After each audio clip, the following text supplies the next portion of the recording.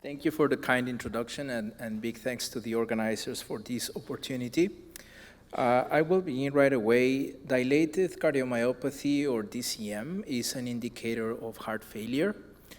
In DCM, what happens is that the left ventricular myocardial wall gets thinner, and the diameter of the left ventricle increases, and this leads to decreased contractile function. At end-stage DCM, there is a shift in metabolism with increased glycolysis and decreased glucose oxidation and mitochondrial electron transport chain. Decreased electron transport chain. In addition, the mitochondria are disorganized and misshapen, and they don't function properly.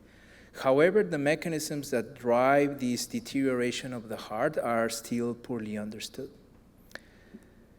The lysine demethylase 8, or KDM8, removes dimethyl marks from the lysine 36 of the histone H3.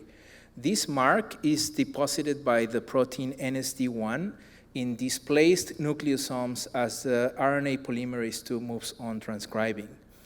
Then the histone mark has to be removed by KDM8 for the gene to be transcribed again. As such, dimethylation of H3K36 is canonically enriched in the body of transcribed genes. KDM8 is strongly activated in the embryonic heart, as shown in this mouse embryo. However, its function in heart development or in disease is unknown. We inactivated KDM8 specifically in mouse cardiomyocytes. KDM8 mutant hearts, as you can see in the left panel, KDM8 mutant hearts at 2 months of age look very comparable to normal hearts. However, by 6 months, they develop severe dilated cardiomyopathy with increased fibrosis. Also, at 2 months of age, the heart function is normal, as you can see at end systole and also the ejection fraction. The diameter of the left ventricle progressively increases from 2 to 6 months, and the ejection fraction progressively decreases. Then the mice reach endpoint at about 7 months of age, indicating that KDM8 deficiency causes dilated cardiomyopathy that progresses to lethal heart failure. Gene expression analysis by RNA-seq revealed that genes that are downregulated in mutant hearts are predominantly enriched for metabolic regulators. Accordingly, electron microscopy showed that the mitochondria in mutants are smaller, disorganized, and more numerous. And also the complexes mediating mitochondrial electron transport, in this case shown as by complex 1, are decreased in mutant hearts, shown in red, versus controls shown in black. Analysis of these genes that were downregulated revealed that genes that that enzymes that are involved in the synthesis and usage of nicotinamide adenine dinucleotide, which is a mediator of mitochondrial electron transport, were predominantly downregulated.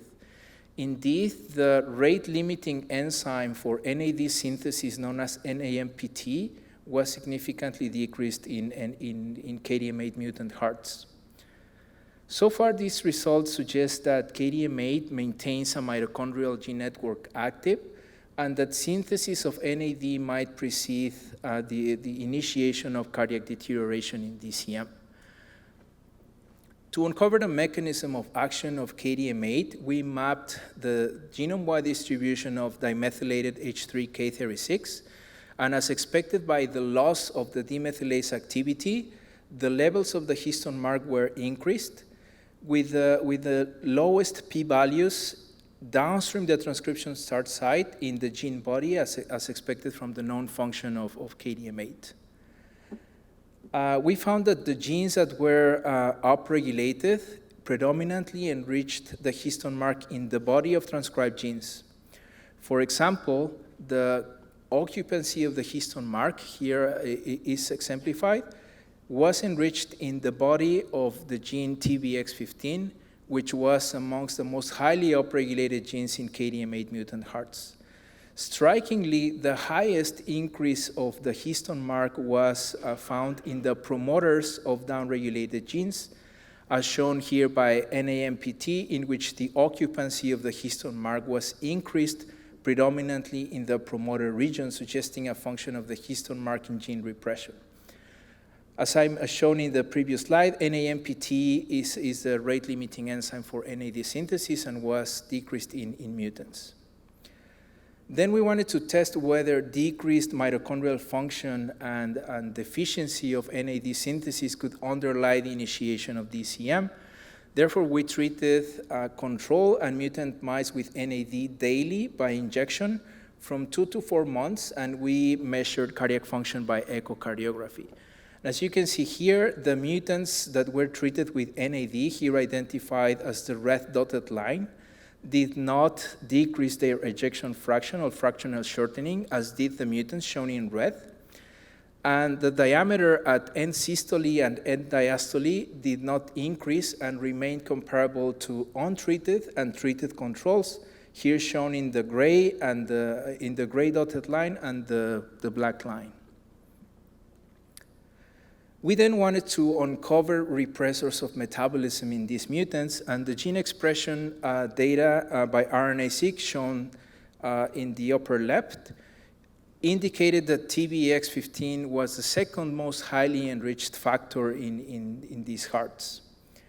TBX15 is a known metabolic suppressor in skeletal muscle, and we found by immunofluorescence that TBX15 protein was present exclusively in the nuclei of KDM8 mutant cardiomyocytes. Then we wanted to determine if TBX15 actually suppresses cardiac metabolism, and to this we overexpressed TBX15 by transient transfection into cardiomyocytes that were then treated with NAD. NAD treatment, shown there in yellow, significantly increased the maximal oxygen consumption rate of these cardiomyocytes. However, when we overexpressed TBX15, this increase in respiration was blocked, suggesting that TBX15 could actually suppress cardiac metabolism when de-repressed in cardiomyocytes in the absence of KDM8. So then we wanted to address the possibility that perhaps a KDM8 TBX15 axis could be dysregulated in human DCM.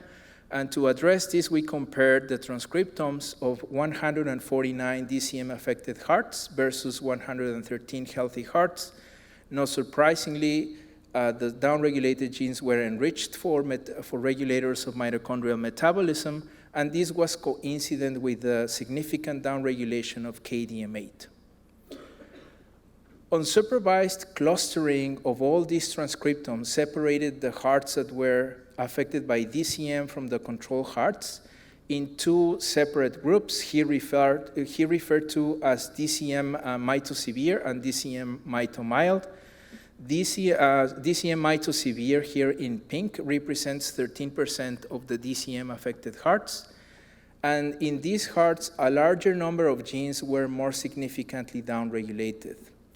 Strikingly, TBX15 was expressed at higher levels compared to controls, only in the mitosevere group, but not in mitomild, suggesting that TBX15 upregulation defines a group of DCM-affected hearts with the strongest downregulation of mitochondrial genes.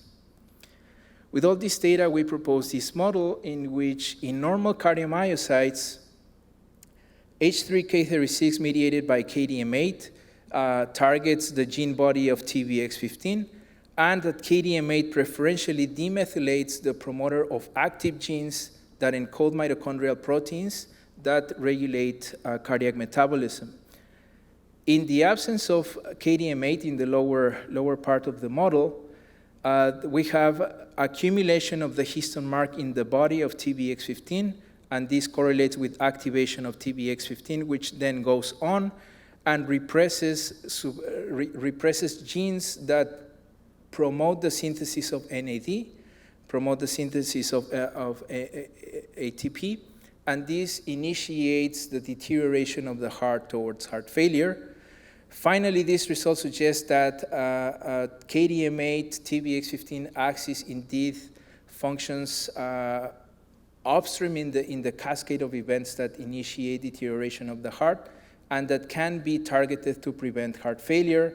And with that, I just want to thank everyone who did this work. You heard me say that we did this and we did that, but I'm only the mouthpiece of a group of very talented people who did this work. Thank you.